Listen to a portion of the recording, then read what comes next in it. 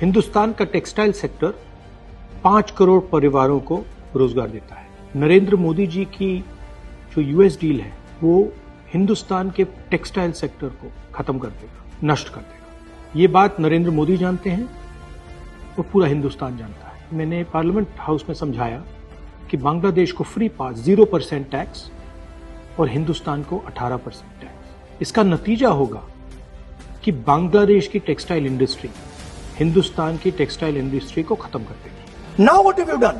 You have, the United States has reduced Bangladesh's tariff to 0.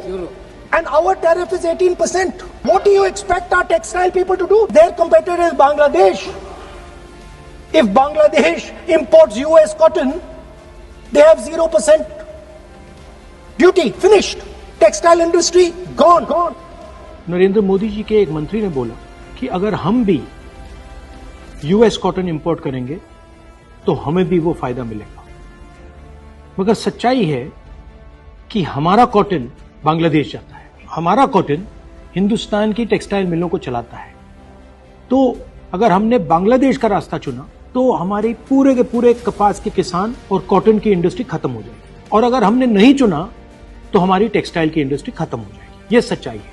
Piyush Goyal जी झूठ मत बोलिए। इसलिए मैं इसको सरेंडर कहता हूं, क्योंकि ये डील या तो कपास के किसान को मारेगा या टेक्सटाइल इंडस्ट्री को मारेगा या फिर दोनों को उड़ा देगा। इनके मंत्री को यह भी नहीं मालूम कि बांग्लादेश अब हिंदुस्तान से कपास नहीं खरीदेगा और उन्होंने निर्णय ले लिया है कि वो यूएस से कॉटन इंपोर्ट करें। यह है यूएस डील, नरेंद्र मोदी जी की डील की सच्चाई। राजनीति हो या क्राइम, संसद की बहस हो या सड़क की सच्चाई,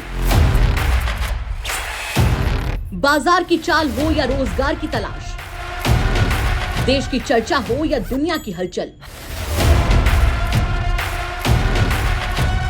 जंग के शोर से सीज फायर की खबर तक, यूपी बिहार से तमिलनाडु की सियासत तक, एस्ट्रोलॉजी के सितारों से खेल के मैदान तक, सच साफ सीधे अंदाज में देखिए तक 360, गली से ग्लोब तक।